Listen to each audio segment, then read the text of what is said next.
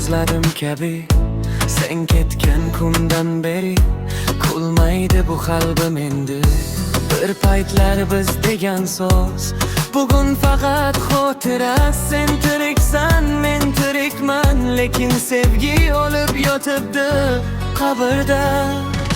Bizni ajratgan odamlar emas, bizni sindirgan taqdir edi. Sen jim ketding, men kutdim, eng og'riqlisi shu edi. Bir qabrda ikki yurak, ikki tirik, lekin o'lik sevgi. Sen baxtli, men esa kulib, ichimda har kun olayapman sekin. Oh Allohu guvoh, men seni chin sevdim, sevib ham yetolmagan odam, eng baxtsiz odam dedim.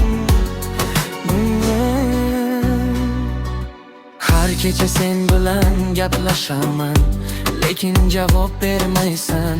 Telefonimda isming turibdi, lekin hech qachon yozmaysan. Men sendan nafrat qildim, na yomon so'z aytdim. Faqat bir umr seni sevib, o'zimni yo'qotib qo'ydim. Agar men o'lsam yig'larmiding, bir lahza bo'lsa ham eslarmiding, yoki yanan taqdir deb yuragingni o'qlarmiding?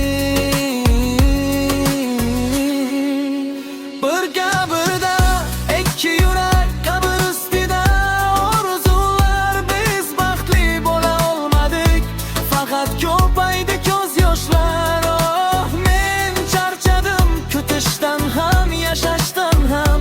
Sevib yetolmagan yurak endi faqat sukutda.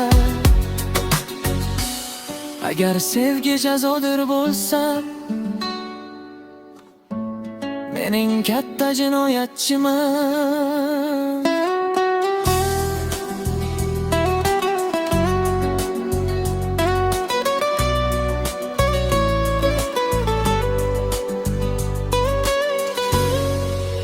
Bir qabrda ikki yurak, ikki tirik, lekin o'lik sevgi.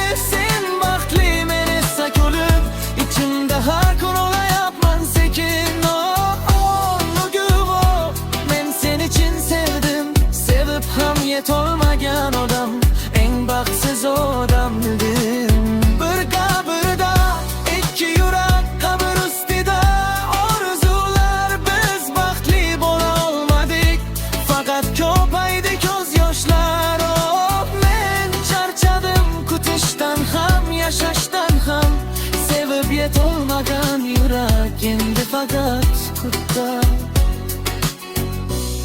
Agar sevgi jazodir bo'lsa, mening katta jinoyatchiman.